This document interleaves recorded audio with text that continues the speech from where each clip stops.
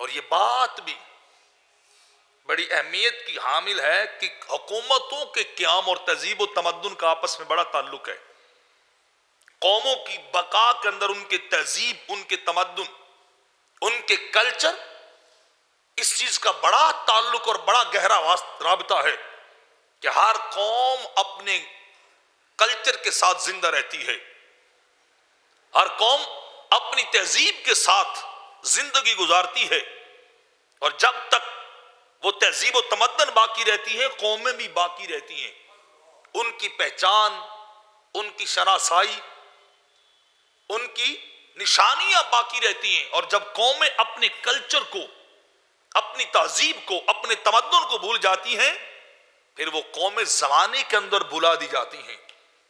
انہیں پوچھتے کون؟ جن کا معافی ضمیری کوئی نہ ہو، جن کا اپنا رہن سہن بھی نہ ہو، وہ قوم کبھی زندہ نہیں رہتی، وہ جیتے جی مر جاتی ہے.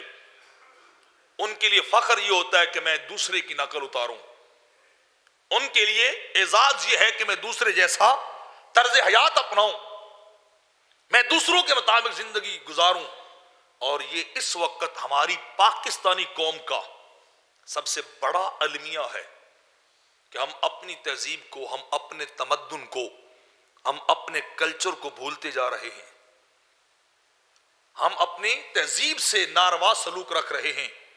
ہم خوش ہوتے ہیں کہ ہم انگریزوں کی نقالی کریں، ہم خوش ہوتے ہیں کہ ہمارا بچہ انگلش بولنے لگ جائے، ہم خوش ہوتے ہیں کہ ہمارا بچہ انگلش میڈیم سکول میں جائے، ہم خوش ہوتے ہیں کہ ہمارا بچہ بیکن ہاؤس تعلیمی اداروں میں جائے، یونیورسٹیز کے اندر جائے.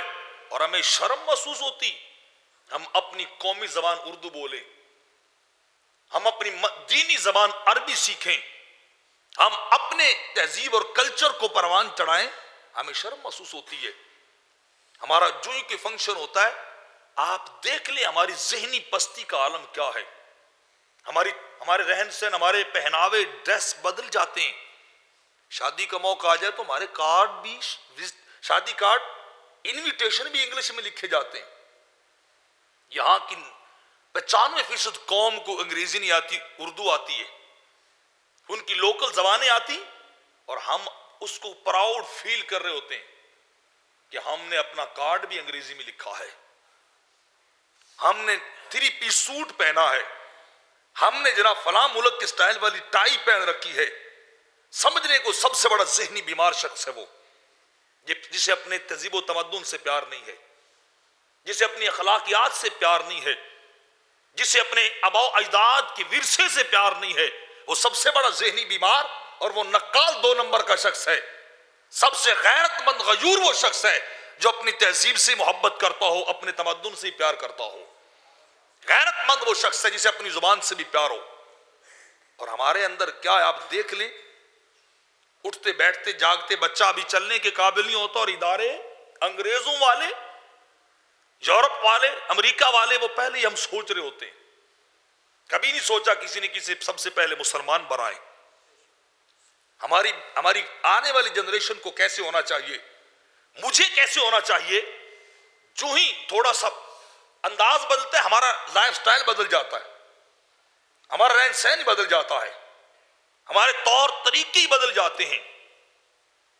اور جو جتنا اس دور کے اندر بے حیا ہوتا جاتا ہے وہ اتنا بڑا ترقی یافتہ کہلاتا ہے، وہ اتنا بڑا ایڈوانس کہلاتا ہے، اتنا وہ ڈیولپ لوگ کہلاتے ہیں، اتنے زیادہ زمانے کے ساتھ چلنے والے لوگ کہلاتے ہیں. کیوں؟ وہ بے حیا جو ہوتے جا رہے ہیں.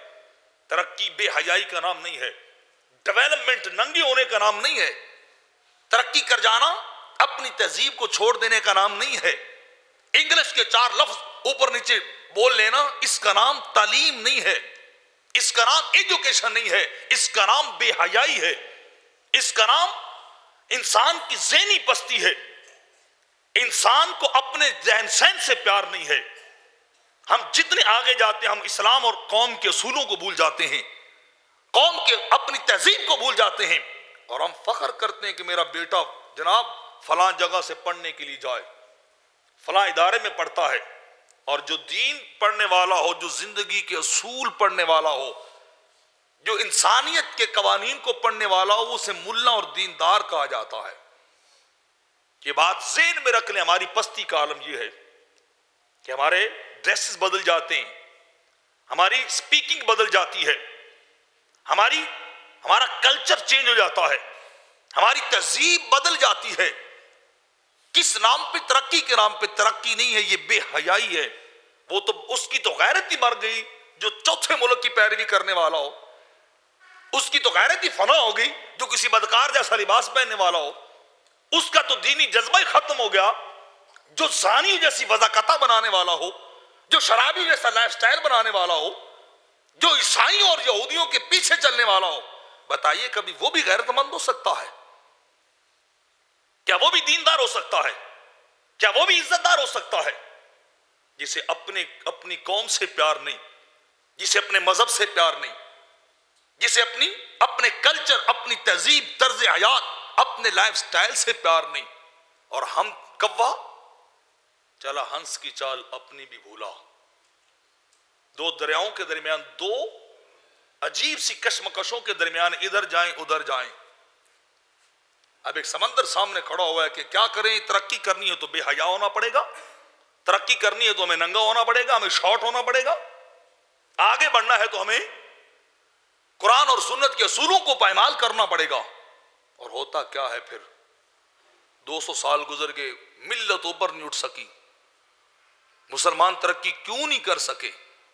اس لیے کہ ہم نے اپنے اصولوں کو چھوڑا ہے، اپنے رہن سہن، اپنی پہچان ہی گوا دی ہے، اپنی تہذیب ہی گوا دی ہے۔ دھوبی کا کتا گھر کا نہ گھاٹ کا۔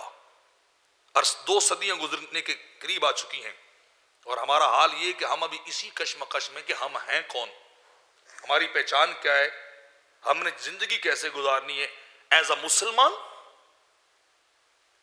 ایز اے مسلم، یا کہ ہم نے کسی اور چیز اور تہذیب کو فالو کرنا ہے۔ نہ ہم مسلمان پورے رہے، نہ ہم پاکستانی پورے رہے۔